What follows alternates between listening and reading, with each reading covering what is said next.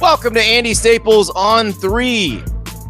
It's a very interesting week in college sports. This is normally one of those times when there's not much going on, when really we're talking about recruiting and schools hosting players on official visits and unofficial visits. And that's kind of what's going on right now.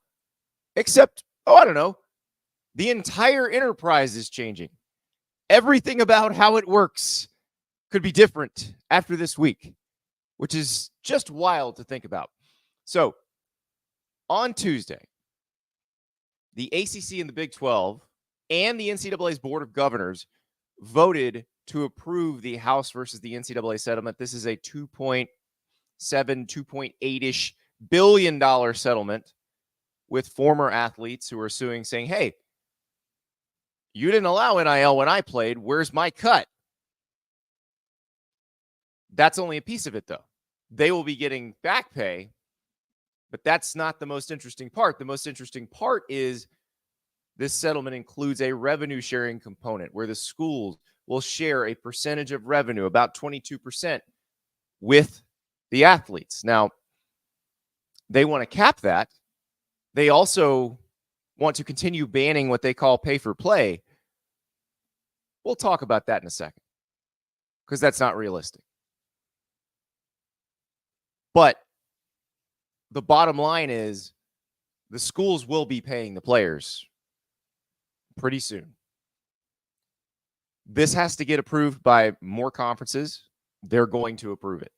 The non-football playing Division I conferences, they got a little mad. They pushed back a little bit over the weekend, but they're still going to approve it because they want to keep going too. And if this gets hung up, and if it goes to trial, the price goes up considerably because the NCAA and the conferences that have been sued, which are the power conferences, they're going to lose the case. So they know that. They know they have to get a settlement. Remember, we had Charlie Baker, the NCAA president, on here last week talking about this settlement. Like, that is not normal. It's not normal in any civil case, really. The parties talking about settlements publicly. Settlements are usually handled privately. We'll get to that part when we talk about a different civil case that's probably the one you want to talk about because it's more salacious than this. But we got to talk about the big picture right now. We got to talk about some big picture stuff because think about this.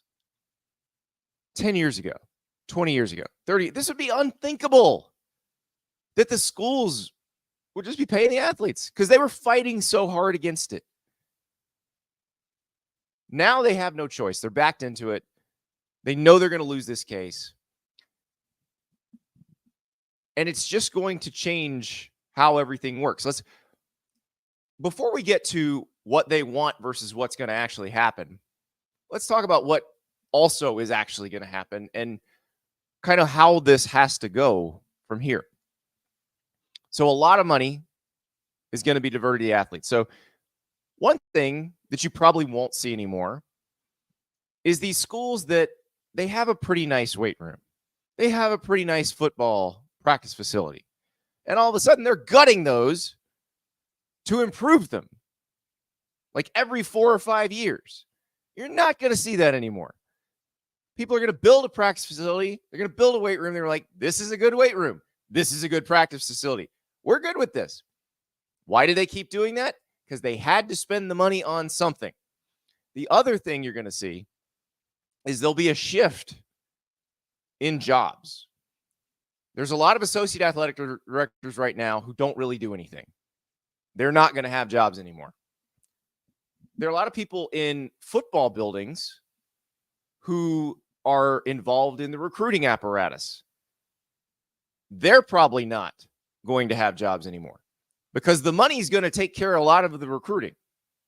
Now, there will be other pieces of this because I don't think this will end the idea of NIL collectives. The collectives probably do come inside the athletic department now, but there still probably will be outside collectives because if you try to cap this, somebody's going to try to make it possible for the athletes to get more money. And you're not going to be able to stop it with the NCAA rules. because those will then get taken to court. Actually, they're already in court. Multiple states are suing over those rules. So it's going to be a very different world. Like, there will be new jobs. There's going to be a capologist on most football teams. And that happens whether they cap this stuff or not.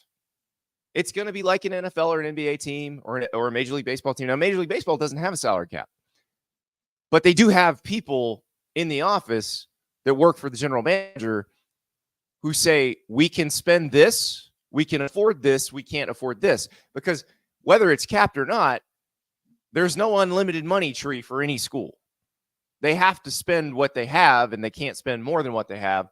So somebody has to decide how everybody fits within the roster. And you've seen this in this part of the NIL era. You've seen schools making decisions on, for lack of a better term, free agent signees, where you've got a pay scale for your whole team and your best player makes X, and you've got somebody that you're bringing in as a potential transfer who on the market is commanding more than your best player makes, but he's not as good as your best player, so you can't take him. Like, that's the sort of, there will have to be people in personnel departments who do that, who handle those decisions, who can advise the coaching staff, the athletic department on those decisions. I still, it blows my mind that they're finally here. And I've been beating the drum for this for a long time.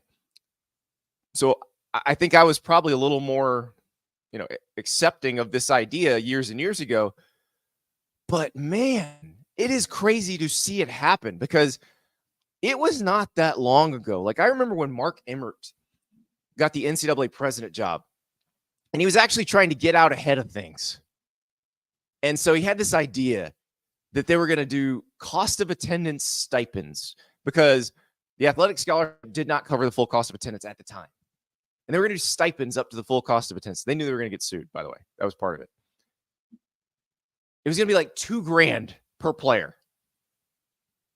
And the schools pushed back on this like you had asked them to pay each player $1 billion a year. That was like 13 years ago. 14 years ago. And now you're going to have schools kicking in like $20 to $25 million a year to pay the athletes because they have to. So how this settlement works is future athletes will be required to opt in or opt out. If you opt out, you could challenge those rules in court. And I think that's what'll be interesting to see going forward. Do the people who've been trying to organize the athletes get the athletes to opt out of the settlement in mass? Because that could mess it up. There's also a possibility that a judge says, no, you can't do this, because you can't take away future athletes' ability to challenge this stuff. That's their right. And what the plaintiffs' attorneys are doing with this thing is they're trying to make it so if the athletes opt in, they can't sue over it. And if you have enough athletes opted in, then it disincentivizes any other plaintiffs' attorneys from trying to create a class to file a class action lawsuit. That's why they're doing that. They're kind of working together with the schools on that. The schools want to continue to ban pay-for-play. They want to, they've got to figure out the Title IX aspects of it. But the pay-for-play ban is the dumbest part of this. You are paying athletes for their ability as athletes right now. That's what you're doing. Your actions have told us this is what you want to do. We don't care what you say because we see what you do. So stop pretending that you're not paying them to be athletes.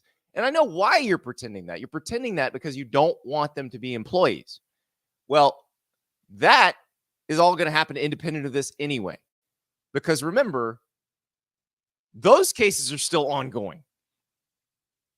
And if you want contracts that are binding and you don't want players to be free agents constantly, you probably have to make them employees or at least contractors.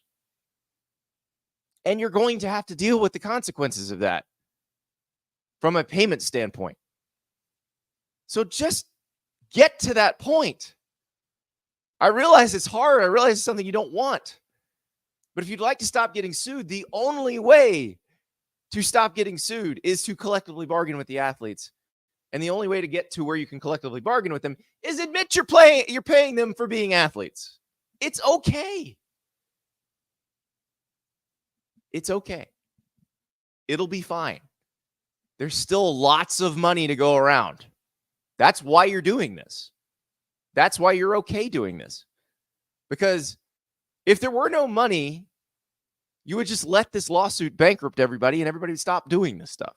But the fact of the matter is, ESPN, Fox, NBC, CBS, they're collectively paying billions of dollars to televise football games. You want that money. So you're going to give them some football games. The way you give them football games is you pay the football players. It's not as complicated as they want to make it out to be. But I get it. Baby steps for these guys that have dug their heels in and spent so long trying to keep all the money to themselves. Baby steps. They're going to get there. And let's be real here. They can say they want to ban pay for play all they want. The genie's out of the bottle on that one. They're going to pay the players based on their market value as players, whether that is from the school directly, a combination of school money and NIL money. They'll figure it out, because the one thing they're good at doing is figuring out how to try to compete for the best players. The other thing they used to be good at doing was colluding to keep the money from the best players. They can't do that anymore, unfortunately. So that is where they're at. You're going to see more conferences approve this thing. The deadline's Thursday. So they got to get it approved. Then we'll see if a judge signs off on it. If the judge signs off on it, then whole new world. If the judge doesn't sign off on it, they're going to have to tweak it. And then, well, the clock's ticking. The trial would start in January. Much more expensive if it goes to trial. All right. I didn't realize this was a legal show, by the way. I'm not a former federal prosecutor. I'm gonna lay that out there right now. Unlike everybody else you see on TV talking about court cases. But we got to talk about another court case. This is the one you probably really want to talk about because it is highly salacious. How significant it is, we'll see. But when I can write in the headline, Georgia quarterback sues Florida head coach. Yeah, that's something we're going to talk about on this show. Jaden Rashada, currently a Georgia quarterback, formerly a Miami recruit, a Florida recruit, an Arizona State quarterback, has sued Florida head coach Billy Napier. He has sued former Florida recruiting staffer Marcus Castro-Walker. He has sued Florida mega donor Hugh Hathcock and also Hugh Hathcock's since sold company, alleging fraud. This is a federal lawsuit that was filed in the Northern District of Florida in Pensacola. He alleges fraud, not breach of contract, but fraud, saying that he was presented with this deal, 4 years, $13.85 million. He signed it. That contract was then terminated. And then he passed on other deals because he was going to take that deal. He also claims that Florida, after the deal was terminated, tried to propose another deal. We've seen text messages from Marcus Castro-Walker. Those are in the complaint. There's an accusation against Billy Napier we'll talk about in a second, but that's not presented with any sort of evidence. It's just an accusation. It's a very interesting situation. I talked to Pete Nakos about this. Pete and I have both been covering this saga since we both work for different companies. It's a crazy, crazy ordeal, and it just took another wild twist. Here's me and Pete talking. Jaden Rashada suing Billy Napier. We got a weird one here. Jaden Rashada, former star recruit who was committed to Florida, signed with Florida, signed a very big deal with Florida's collective that was then terminated, has sued Florida head coach Billy Napier, former Florida recruiting staffer Marcus Castro-Walker, Florida mega donor Hugh Hathcock, and also Hugh Hathcock's since sold company, alleging fraud. This lawsuit was filed in federal court in Pensacola, bright and early Tuesday morning. Joined now by Pete Nakos, who's been working on this story for over a year. This is a lawsuit that has been cooking. This is something that Rusty Hardin, who's a very famous attorney in Texas, who's been working with Rashada for quite some time. This is something that they were looking into before Jaden Rashada committed to Arizona State. I will point out now, he has since transferred to Florida rival Georgia. Pete, how did this get to this point where they are filing a lawsuit in federal court? Yeah, I mean, Andy, you've covered this extensively, and I have as well.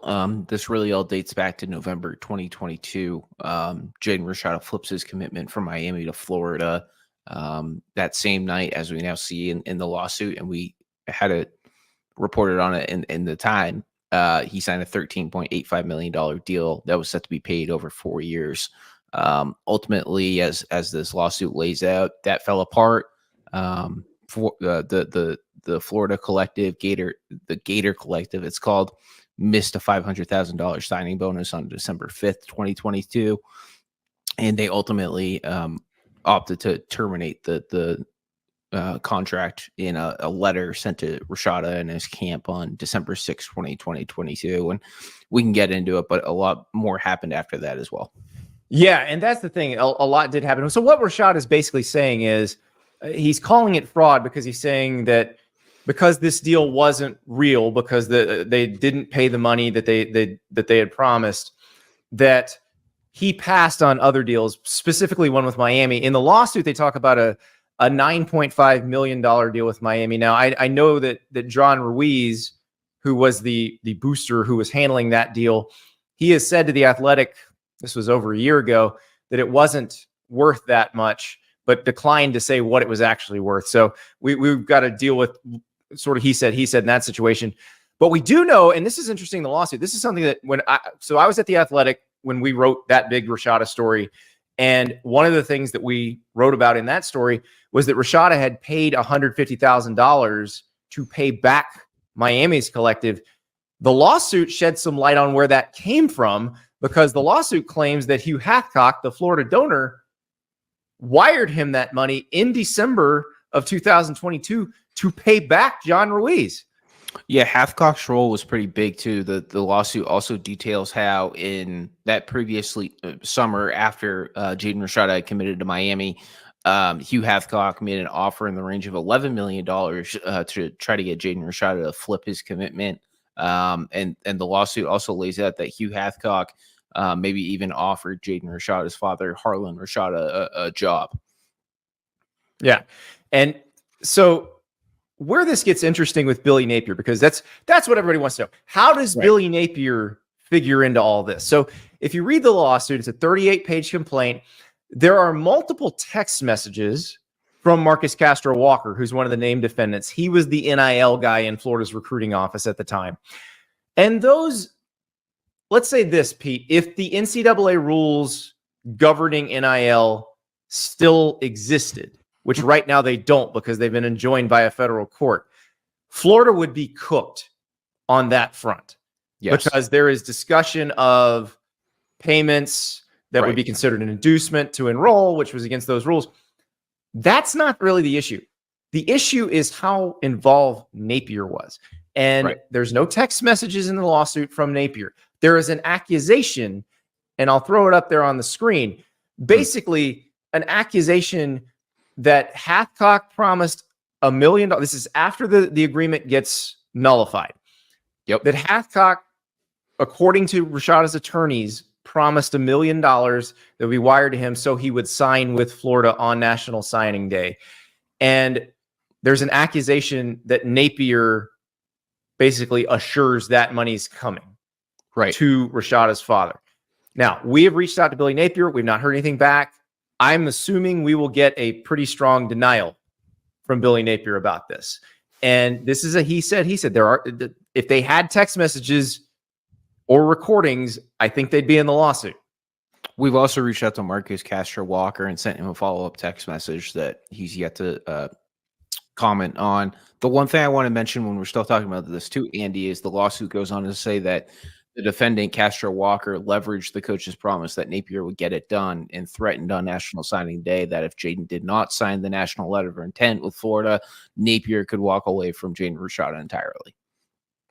Which ultimately that's what they walked away from each other. But right. Yeah, it's a very interesting situation. So let's set the scene. This is National Signing Day 2022, or the early signing day for the 2023 class in December 2022. Yeah. Billy Napier is about to go up to talk at his press conference about the signing class. Jaden Rashada's letter of intent is not in. We know now that's because this deal got revoked. Right. That there's been all this back and forth, that they're trying to make a new deal. And so he's about to go up. Suddenly he does not go up on time. He comes out an hour later and they have Jaden Rashada's letter of intent at this point. Yeah. What happened in that hour is kind of what's at issue in this case. Right. Yeah. I mean, Jaden Rashada never received the $1 million payment. And to go back in time a little, so I believe Andy and myself caught wind of this deal being terminated in early December when it happened. But we're like, okay, let's see how this plays out. And then everything happened on National Signing Day. And that's when I started to kind of report on this a little bit. And then he goes to the Under Armour All-American camp in early January, where he's all pro Gators and everything, but then he doesn't show up to campus on time. And that is when, if you think back to it, that's when we start to report about him being disgruntled, about asking for his release from his national letter of intent. And then he obviously ultimately was released and he lands at Arizona State. But that's the timeline here about how that relationship fell apart. So Chris Callahan in the chat asks, could Florida be hoping he's involved so he's fired with cause? This is Billy Napier, the Tennessee method. That's exactly what Tennessee did with Jeremy Pruitt.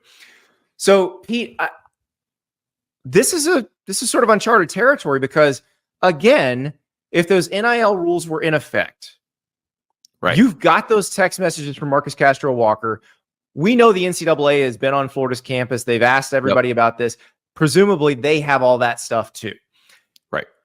But a federal court has issued an injunction against those rules.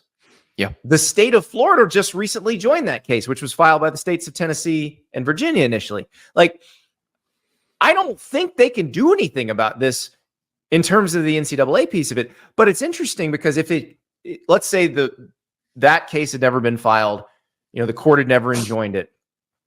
If you've got Castro Walker, based on the way the NCAA rules are currently written, you've got the head coach if you've got the assistant, because they can just dump whatever they want on the head coach. And not only did that preliminary injunction enjoin the current NIL interim policy, but Charlie Baker then, like 2 weeks later, came out and said, we're halting all NIL investigations. And at that time, we already knew the NCAA was investigating Florida. So I guess the big question, obviously, is everybody wants to know where this goes from here. You mentioned earlier in the show, I do believe that Billy Napier will probably come out at some point and deny this. And then from there, I mean, it's going to be a he said sort of situation. And obviously, Jaden Rashada's and his attorney's point of view, they're suing for punitive damages. He never really saw any money from that $9.5 million deal at Miami, and he certainly didn't see any of that $13.85 million deal. At the end of the day, he got $150,000 from Hugh Hathcock to pay back to John Ruiz. So the way this is structured too, the way they chose who to sue is interesting to me as well, because they chose to sue Hugh Hathcock's company, which he has since sold. He sold it in 2023. It's called Velocity Automotive, and it's basically a bunch of like turnkey solutions for car dealers that help them do their jobs better. And a company called Velo acquired that.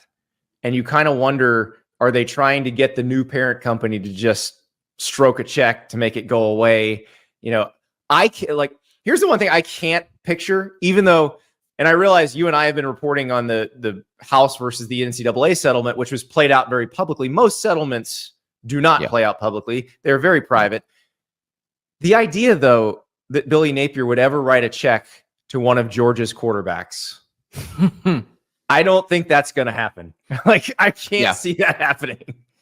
The other really big thing about the lawsuit that stuck out to me is Florida is not named as a defendant. Correct. When we started to hear about this lawsuit, there was a lot of investigating to see if they could mention Florida as a defendant, and then sovereign immunity comes up, and I think that's where the decision was obviously made not to include Florida.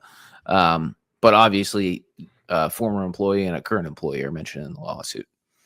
Diego in the chat says Marcus Castro Walker, who has since moved on to the Las Vegas Raiders, says he's going to be the fall guy. No, he was going to be the fall guy. Yep. That was the plan originally. The plan has now changed, and we don't know what's going to happen. The University Athletic Association, which is the athletic department at Florida, their board was actually meeting Tuesday morning when this lawsuit dropped. So we have not heard anything from them yet. Again, Scott Strickland, the AD, not mentioned in this thing. The University of Florida, not mentioned in it. Like you said, sovereign immunity probably had a lot to do with that. And there's caps on damages that they would have to pay based on Florida state law. So it's definitely it's a mess. Diego, a question in the chat: isn't accepting money before you sign against NIL rules? It is, yes, but there are no rules right now. So. Yeah. And negotiating for that contract is actually completely legal in where we stand right now. Yes. So yes, there's state laws that were actually potentially violated by the way the contract was structured. Sam in the chat, I love the little tidbit that Pete included in his story that Kirby Smart was aware of the lawsuit and signed off on it.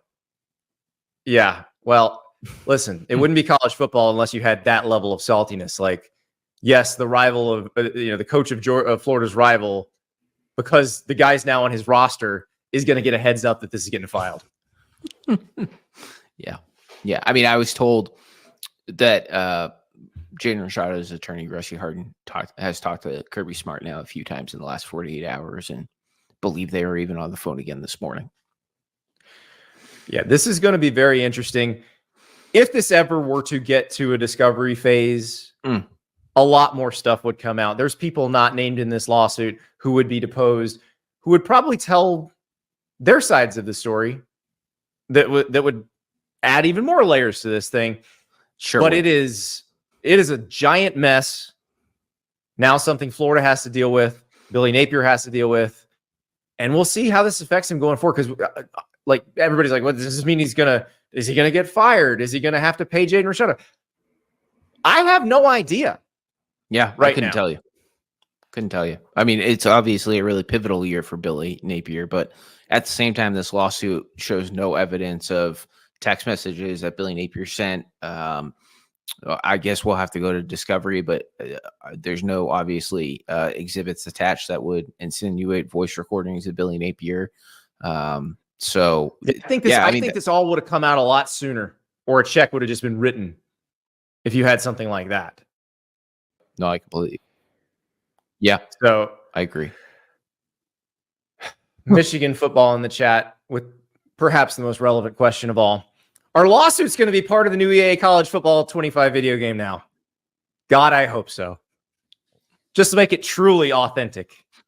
NIL collective mode, road to glory.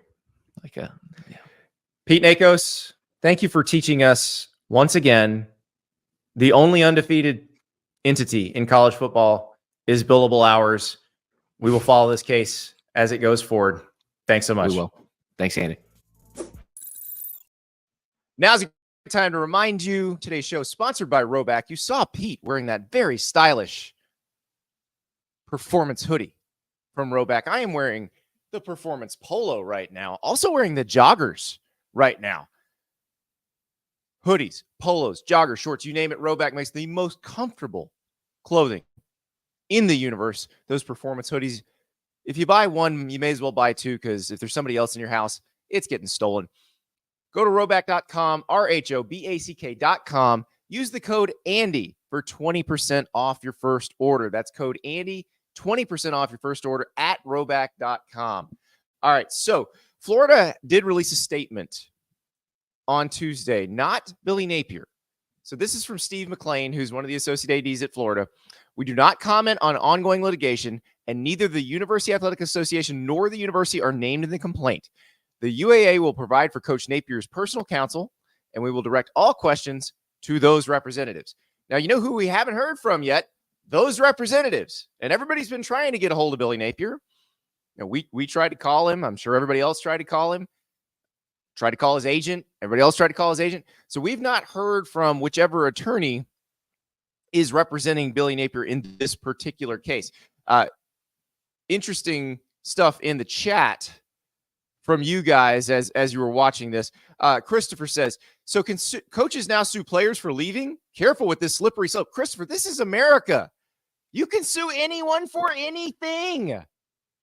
But if a coach sued a player for leaving, well, it would get kicked out of court immediately, and it would look bad. So that's why they don't do it.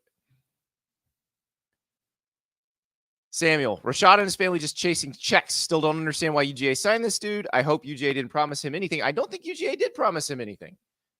I think at this point, the NIL piece of it probably kind of dead for him. Now, if he winds up becoming a good player at Georgia, I think there's money in that. But just an incredible situation that led him to Georgia. Remember, he did start the opener and the second game for Arizona State last year because Drew Pine was hurt. Jaden then got hurt, didn't come back until the Arizona game at the end of the season. We'll see. I mean, right now, Carson Beck is the starting quarterback at Georgia. Jaden Rashada is an insurance policy. They've also got Gunnar Stockton, who's been there. So it could be that he winds up competing for the starting job next year. It could be that it becomes clear he's not going to win the starting job and he winds up in another school. We shall see. H-Town Creole, how much is he suing for? Because his lawyer, Rusty Harden, is mostly known for state cases rather than federal. No, Rusty Harden is known for all kinds of cases. Rusty Harden very famously was involved in the steroid era of baseball. He was Roger Clemens' attorney. He's been involved in a lot of other high-profile cases. I believe he had Deshaun Watson fairly recently. So he's involved in a lot of different things. But yes, he is based in Texas. This case is absolutely wild. But again, it hinges on the accusation that Billy Napier made some sort of promise to Jaden Rashada or his father or both of them. And that is the question. We've seen no evidence, but we've also not seen any sort of denial from Billy Napier yet. It's strange that it's now been about 24 hours and you haven't gotten anything. But maybe they're just saying, you know what? We're going to let this ride. Maybe one of the other entities will write the guy a check and we'll get to be done with this thing. But it's going to be interesting going forward to see, does someone write Jaden Rashada a check? Does this go any further as far as the court case? Like, does it go to a discovery phase? Because if it did, I think that's where you get some little juicy bits coming out. But I think most of the parties involved probably hoping that doesn't happen, probably hoping a check gets written sooner rather than later. Let's talk about this a little more with somebody who knows the Gators very, very well. Nick Delatorre of Gators Online. How are we doing, Nick? Awesome. Just great, Andy. It's always positive news when have I ever had you on for anything positive? Because, like, I know when Florida beat Tennessee last year, you were busy. So Zach Alverdi, your partner at Gators Online, I had him on. I feel like you're the dark cloud. Yeah, you had me on after Kentucky. I remember doing that one from the Airbnb in Lexington. No, I think I'm just the Grim Reaper for Florida when it comes to the Andy Staples show. Well, listen, it's not personal. It's really more just kind of percentages. Like the news for the Gators has not been particularly great over the last 11 months since I joined the company. But let's talk about this Rashada case, because you and I knew that this was cooking in the background. We didn't know if it was ever going to get filed. Were you surprised that it did finally come out, that it dropped, and that Billy Napier gets named?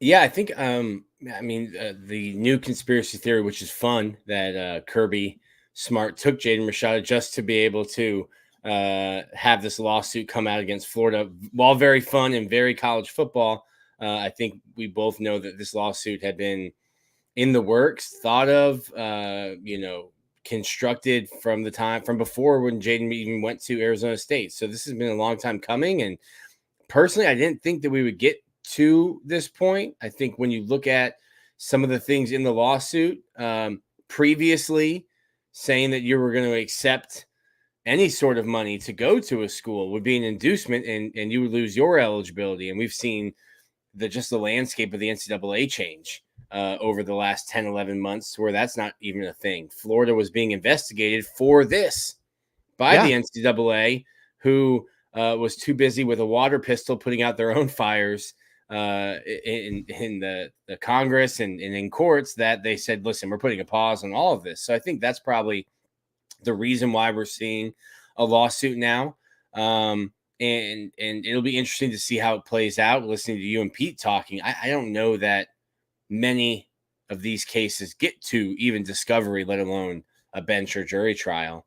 Typically, my theory is still that the specific reason he includes, now Hugh Hathcock is the Gators donor, but the company that Hugh Hathcock ran that he has since sold, like the fact that company's in there, that feels like to me, okay, you're who I want to write the check. It could be, listen, well, this is the company that funds were going to come from.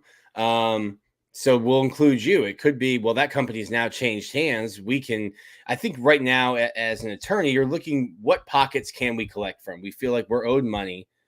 Where can we collect from? And if you're looking for something in the $10 million range, Billy Napier makes a lot of money. He's personally not writing a $10 million check.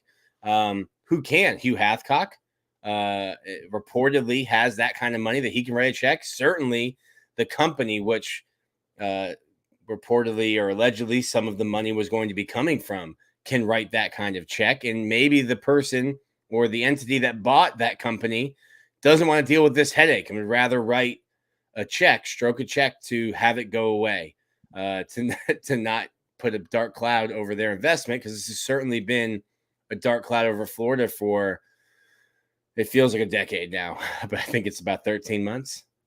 Well, that's the part that this is just the thing that keeps coming up, that keeps biting them in the butt again. And I don't I don't know about you. The more I read, I was reading through all that yesterday, going back to doing, all the stuff on it when it was happening, it felt to me, especially reading some of those text messages, that this was more of a Hugh Hathcock versus John Ruiz. So Hugh Hathcock, the Florida donor, John Ruiz, the Miami donor, who chimed in yesterday as well. Let me ask you this. If he's not committed to Miami, if Ruiz isn't the person, because Ruiz is not as involved in NIL with Miami anymore, but if he's not committed to Miami and Ruiz isn't that person handling the situation, if he was going to Ole Miss or to LSU or anywhere else, do you think Florida does this with this massive bidding war to try to get him? You have to go back and look at just how almost vindictive John Ruiz was and flying in the face of the NCAA. I think one of the basketball players committed, and in his commitment tweet was thanks to Life Wallet. And it's like, I think you have to be on campus. This seems like an inducement, but the NCAA wasn't really enforcing anything. And President Ruiz was tweeting out what the pay scale was. Yeah. Congratulations on his $800,000 2-year contract and his new car. And you're like, wait, what? Florida was losing so many recruits in a high-profile way, and I think that one summer was so unprecedented in just how public these boosters were being inside, mainly just Ruiz, but was being in regards to recruiting. This is nothing new. Boosters being involved in football recruiting is nothing new. We can ask our friends at our SMU site that it's been going on for a while, just not publicly. It was all under the table. And now kind of in the wild, wild west of NIL, it became very public. And to me, it seemed like one billionaire to another, hey, I'm tired of losing. Let's win at all costs. What will it cost? We need a win here. Yep. Because we haven't gotten one in a while. Yeah, and the lawsuit claims that Rashada had a $9.5 million deal with Miami.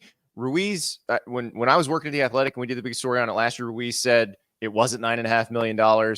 He said again yesterday it was not $9.5 million.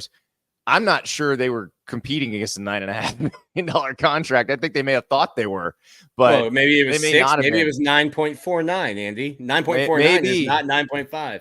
It is not, but it's that, like, if Discovery were to come out in that, because it is a fraud case, it's not breach of contract, it's fraud, and so I would love to see if there's a document that he signed with Life Wallet. Like, that would be very educational if we could find this out. And I realize like none of this affects the Billy Napier part of it, because again, the Billy Napier part of it is him claiming, or it's actually Jaden Rashada's father, Harlan, claiming that Napier told them that they were going to wire them $1 million after Rashada signed, and that money never came. There's no text message attached to that, nothing. So it is basically one person's account of a conversation, and then we have not heard from the other person. And I think it's important that the other person get a chance to say what their side of that was. Yeah, filing a lawsuit is not, you have no burden of proof to file a lawsuit. Everything we read in the 37-page document is just an accusation from one party. And the burden of proof falls on the plaintiff if it were to go to trial. Billy Napier and his attorney could sit there if it were to go to trial and not say a word. It's completely on the plaintiff, the person bringing the suit, to prove their claims. And at this stage, when you file a lawsuit, you don't have to. Now, talking to a couple of lawyers on Tuesday, reading through it, they said, I think a judge would allow this to continue on. But then that's when the burden shifts and the plaintiff has to start providing evidence. That's what discovery is for. Having dealt with Florida for a decade, this does not seem like a case that they want to go to discovery. It's a $1 billion entity that runs like a Fortune 500 company. Fortune 500 companies don't like this kind of headline and typically stroke checks to make it go away.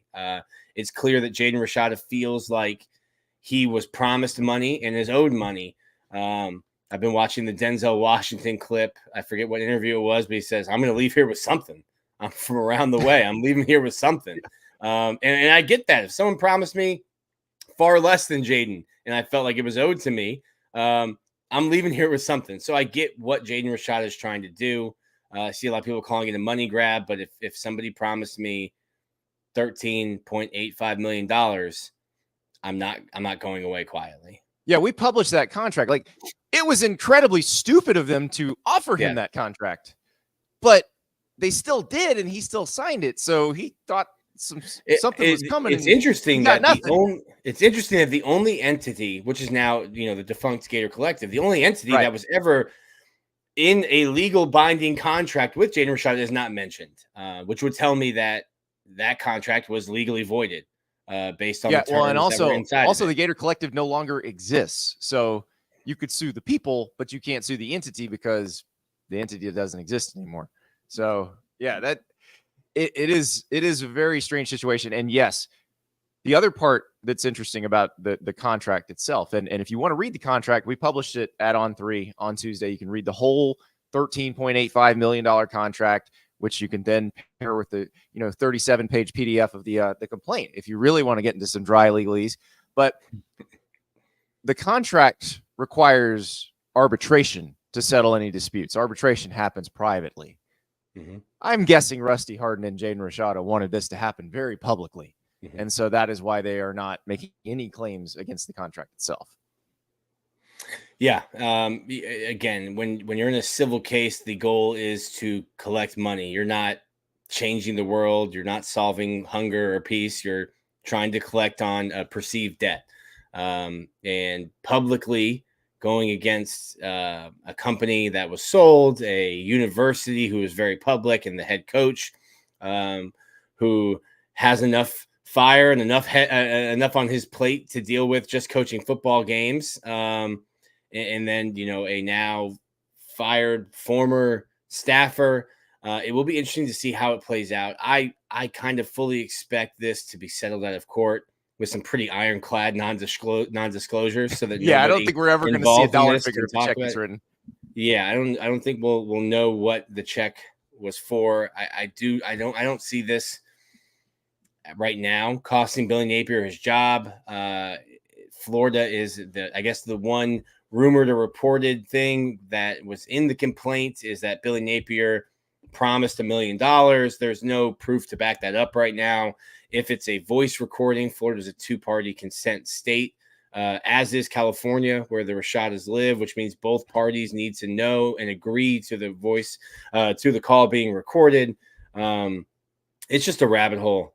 Sometimes you feel like to cover college football, you should have gone to law school, but luckily I was able to get some lawyers Nick, on the phone. Speaking of rabbit holes, you and I live in the same town, and what you just said, like as reporters, you have to know what's a 1-party consent state, what's a 2-party consent state for recording conversations. Yeah. How many times have you been tempted to drive to Georgia to make a phone call? I haven't. It's only an hour and 15 minutes. I haven't. I've been pulled over enough times going 5 miles an hour over the speed limit in Georgia. It's not worth it. I've had a few where I'm like, I should drive to Georgia before I make this phone call. But usually if you just ask the person, they'll say yes or no. You can record or you can't. So it's nice to just be upfront about it. But let's talk about the Gators in general, because I don't think this case is going to affect them on the field. But as fate would have it, they do open against Miami in what I'm calling the Pitchforks and Torches Bowl. Basically, each fan base believes, like, if they can't beat that team, the season's a disaster. Why bother? So whoever loses is going to melt down. Let's talk about the Gators, who I am sensing some optimism from Florida people. And I'm looking at the offensive line specifically, and I feel like Brandon Crenshaw-Dixon, the transfer tackle from San Diego State, I feel like he is kind of a key linchpin in making this offensive line better, which is something they really needed. Yeah, Damian George struggled mightily at right tackle. I remember, I think it was at South Carolina, before Graham Mertz's post-game press conference, saying to him, like, man, you are one tough SOB, and I wish your offensive line didn't make you show it every week. He's permanent grass stains on his jersey. I wonder if they have those out of his jersey before Florida plays Miami. But I think the offensive line they feel like they're too deep pretty much at every position. You get Austin Barber back. He's healthy. Jake Slaughter, they found something in him, a guy who had kind of just been around and been a background piece. Really stepped up last year when he needed to when Kingsley Aguakin went down. So Florida feels good about the offensive line. I like the addition of Elijah Badger, obviously with Trey Wilson. The running back room, you're without Trevor Etienne, but they love Jaden Ball. Montrell Johnson is going to go over 3,000 career rushing yards this year. And then the defense was a complete overhaul. I think it's Billy Napier's best roster since he's been here. It's also the toughest schedule. And the SEC kicked the scheduling can down the street another year. So they're just running it back in 2025. So this schedule that you're looking at right now, just flip Miami to an away game, add one out-of-conference opponent, and then that's the schedule next year as well. Yeah, and UCF trades for USF, which, like, Alex Golish is doing a good job at USF. That's not going to be an easy game in 25 either. You mentioned the defense and the overhaul. The loss of Princely Umanmielen to Ole Miss really hurt, but tell me about Justice Boone, because he's the guy that when I ask people, that's the name that comes up the most of, this is a guy you're going to be talking about in the fall.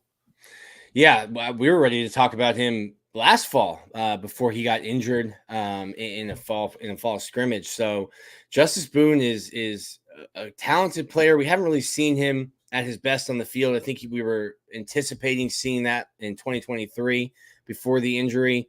But he's almost the heart and soul of Florida's defense. And even when you look at what travel rosters are in the SEC, and you can only bring a certain number of guys when you go on the road, they brought Justice Boone on crutches. That's kind of what he means to the locker room. To bring a player and to use a roster spot on the road, I think speaks a lot for just how respected Justice Boone is. But he's going to be coming off the edge for Florida. They feel really good about him. Florida's kind of deep, like 2 or 3 deep at all those positions. I always go back to what Chris Rumpf told me He said he learned those defensive linemen have one gas tank. There's not enough whole milk and orange slices to give him in the locker room to fill that gas tank up. And I don't know that Florida has a first-team All-SEC defensive lineman, Andy, but I think the sum of the parts and being able to only play guys 25, 30 snaps and keep them fresh should play well for Florida this fall. Well, and I think everybody understands that. Like 2 years ago, watching Gervon Dexter play all those snaps at 300 pounds, if they'd had somebody to give him a breather every once in a while, he's probably a much more effective player. I mean, and he's that's not playing 68 snaps against Utah. Exactly. And that's what one thing Florida's had to do. And then the tackling in the secondary, it seems like they did bring in some veteran guys through the portal that they hope will be able to bring some people down once they get past the second level.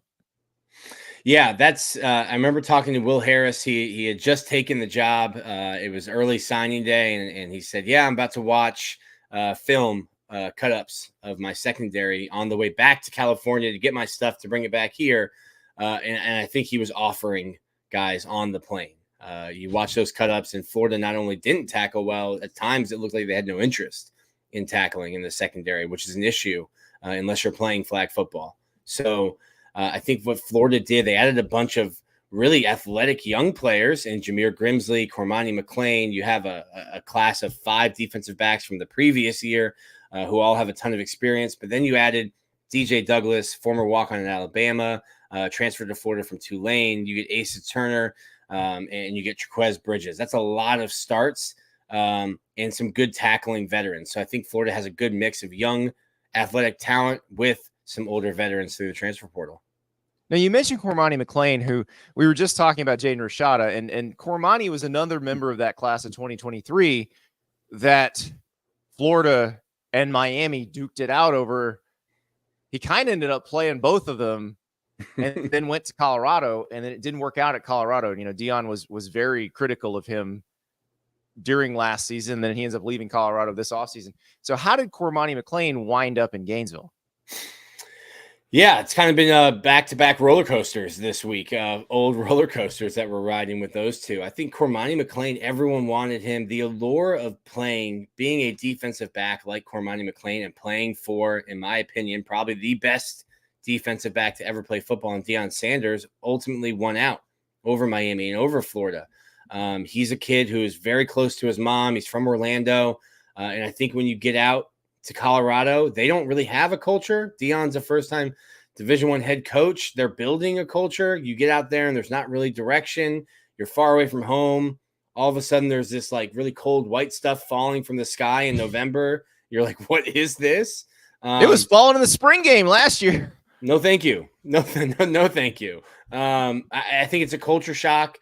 And then I think when you decide to leave that market, everyone wanted you when you were a senior in high school. When you were a junior in high school, everyone wanted you. And I think when you get into that market and all of a sudden the phone's not ringing the same way, the coaches aren't talking to you the same way, I think it's a little humbling. And he's going to walk on at Florida. Now, listen, we say that, and it is true. There will be a scholarship waiting for him in December when there's a little more roster flexibility than there is right now. But I think it's a humbling experience. In Florida, we're not talking about a kid who's getting in trouble with police or getting arrested or anything like that. Maybe just some immaturity. Florida feels like they've, in the 3 years, built a culture and a structure inside their program that, as my colleague Zach Albaverdi wrote, can probably help Cormani more than Cormani can help them.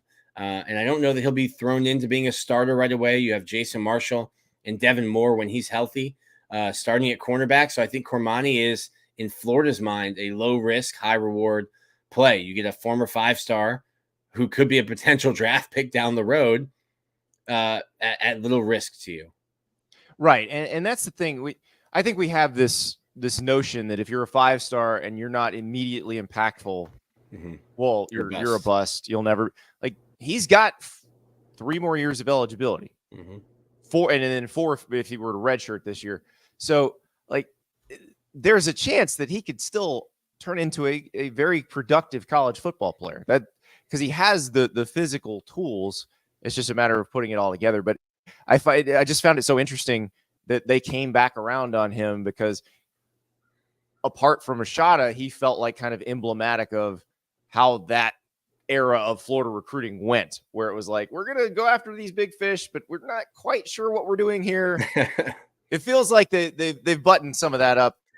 Ezra in the chat talking about Rashada. He had a contract that allowed both parties to back out at any time. Dumb lawsuit, if you ask me. We didn't ask you, Ezra, but it's probably a dumb lawsuit. You're right, but that's why they sued for fraud and didn't go after anything in the contract. Briley says Florida's season and Napier's job probably both right on game one against Miami. Gators got to find a way to 6 wins, and hard to see much of a path without a win against, he called them the Candy Canes. Oh, boy. Oh, that's fighting words, Briley. Nick, I don't think Billy Napier's job rides on the result of the Miami game, but I do think, I don't know about you. I think if Florida's not 4-1 after the first 5, the path to 7-5 or a result that feels like you're confident going forward, I think the path is very narrow if you're not 4-1 of those first 5 games. Yeah, I might start calling week 1 the Hope Bowl. Both coaches hired the same offseason, are under 500. They're selling hope to their fan bases. And this is a former yearly rivalry. As you can see from the comments, calling them the Candy Canes. Miami fans have a certain way of spelling Gators that we don't need to say on the show. But there's no love lost between the fan bases. Good luck selling hope. If you're Billy Napier or Mario Cristobal, to your fan base losing this game. And yes, Florida and Miami will play next year, but who knows when they will play after that. It's not like Florida State, where every year, every 365, you get a chance to get those bragging rights. You don't know when you will get the chance to get those bragging rights. And Billy Napier doesn't have the excuse that Mario will have of, we had to go on the road and it was a hostile environment. We had a bunch of transfers playing their first game for us. So there's almost a built-in excuse. Not that I don't know many Canes fans will want to hear it, but a built-in excuse for Miami being on the road that Billy Napier doesn't have playing that game at home.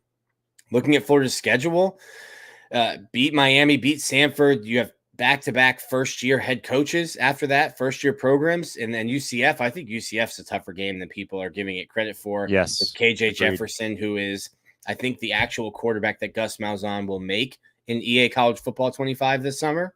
To run his offense.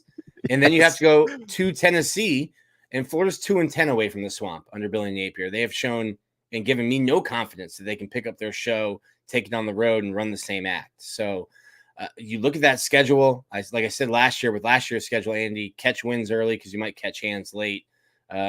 Starting in November, I mean, it's just a brutal November, those 5 games from Georgia through Florida State. I agree with you. I think you have to be, I would say 5-1, 6-1, heading into Georgia. 6-1 heading into Georgia. You can be 6 beating Kentucky. It probably requires beating Kentucky, which Billy Napier has yet to do.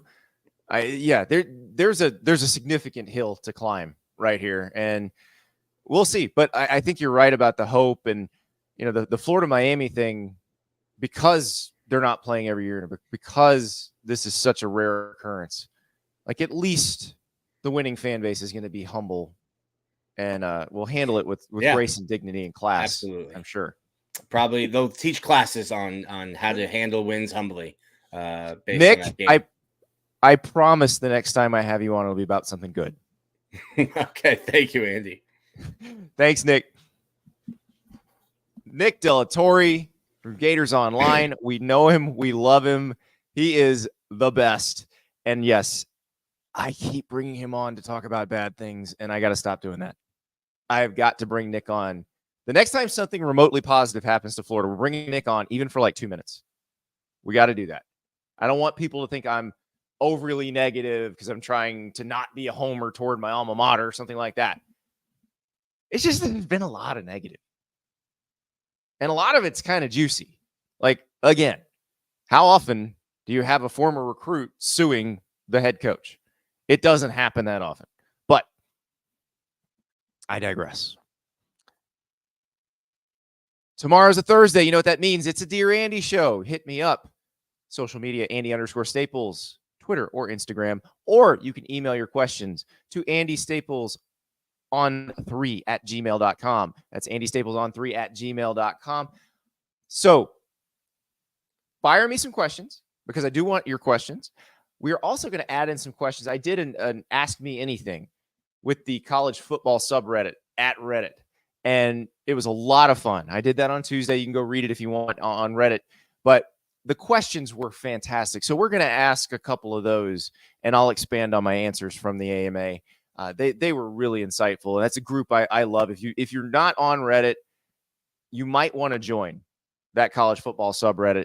It's just a fun group, really smart, passionate fans, and their discussions are great.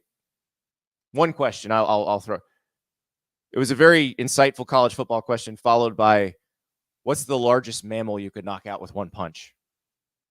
We'll see if I can answer that one tomorrow. We'll talk to you tomorrow.